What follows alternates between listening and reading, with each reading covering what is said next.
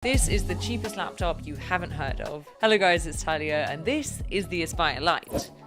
All of the Aspire Lites. I have never seen a laptop with so many different configurations. You want a 14-inch?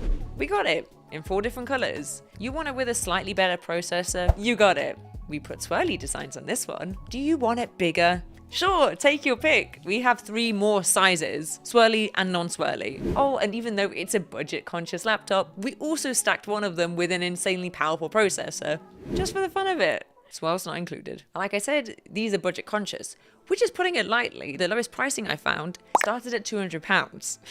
That almost seems rude not to. That's for the 14-inch at the lowest end of processor power, and although I think most people would benefit from a more powerful processor, if you really need just the basics, almost like a Chromebook, it's a great option. And you get the bragging rights of it weighing less than 1.2 kilos. Are you kidding me? Do you know how much fancy Ultrabooks of that same weight cost? Now yours is even lighter, and you didn't have to skip food shopping for a month to afford it. This is coming from a place of love, because I like the fact that technology has progressed to a point where even the cheaper laptops aren't a big old hunk, they're just as thin and light as the ones way above their pay grade.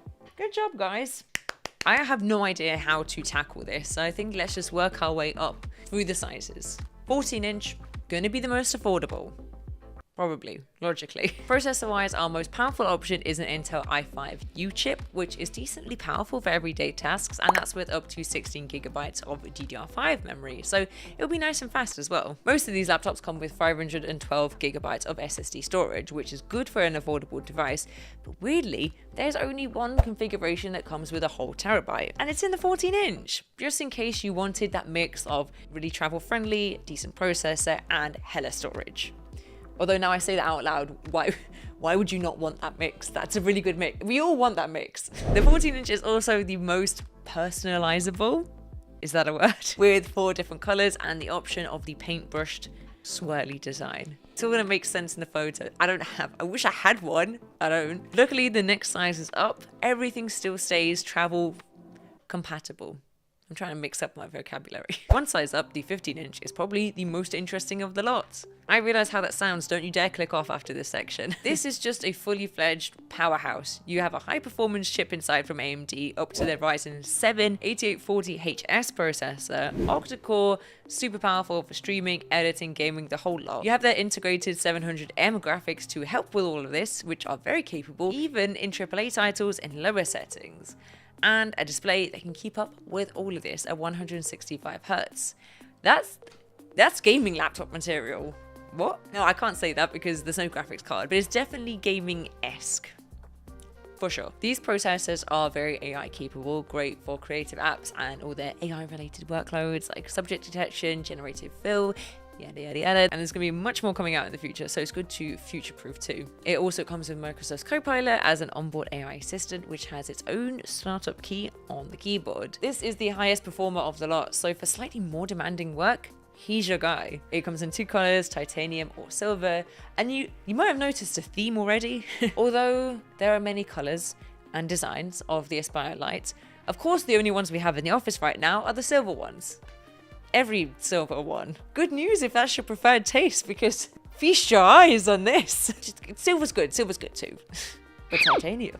The 16-inch is packing the same internals as the 14-inch counterpart with an Intel Core i5, 16 gigabytes of memory, not quite as much SSD, not a terabyte, but 512 gigabytes, so still plenty. So the same specs, but this is more to take advantage of that bigger screen, as it has the same build with this extended full HD display with a 16:10 ratio, just 2 inches bigger than the 14 if you need a little bit more screen for your work or for entertainment. I also appreciate the 180-degree hinge and the webcam privacy shutter, particularly the 16 and 14-inch, the ones with the 16:10 aspect ratio, feel and look the most modern out of the bunch in terms of design. So I love the extended height display. Also bloody love the port selection as well. You have multiple USB 3.2 Type A's, a USB Type C, a HDMI, and a micro SD card reader. Always a nice inclusion. Now this 16-inch, that's actually what I have here. This 16-inch only comes in silver, but swirlies are available. I think somewhere in the realm. But if this is not big enough, there is one that is even bigger yet, with a 17.3-inch screen.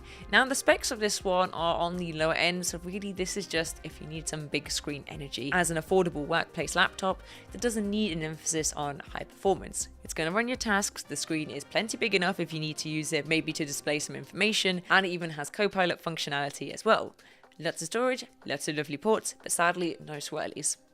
I actually think that just about covers it. This was brief, okay? This was a brief introduction. There was a lot of different configs here possible.